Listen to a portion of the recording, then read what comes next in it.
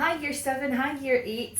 I'm here on lockdown, but I'm going to show you guys how to make a rainbow cake, but you're going to do a challenge, and your challenge is to try and beat mine. So Esty, my daughter's filming, so if you ever get pictures of my bottom, it's her fault. So this is what we're going to start with. I have got 5 small cake tins. You don't have to use 5 small cake tins for this.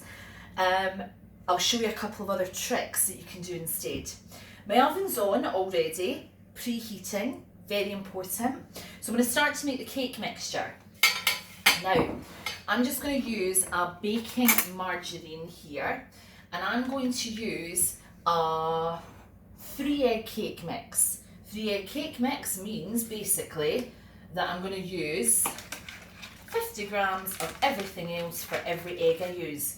Now when you do yours, you're probably going to have to use possibly more or less eggs depending on how big your cake tins are.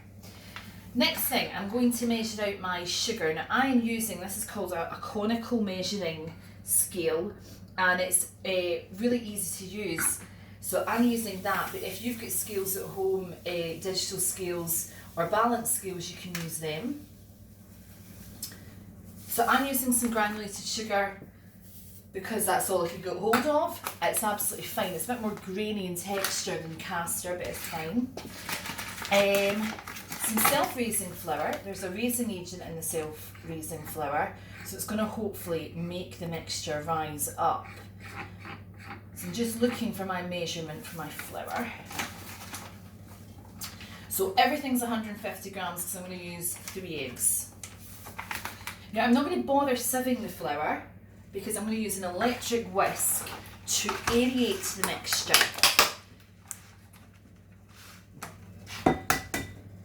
Now if I could have got hold of free-range eggs, I would have used those as well. But funnily enough, everything's pretty difficult to get hold of. I'm hoping that if I can tell you this in advance, that you're going to be able to get all the ingredients that you need. So 3 eggs go in here. Now, if you've not got a nice sharp bowl to break your eggs onto, you can use a knife and hit the egg with a knife and it will cut it for you. Nice and clean so you don't get any shell.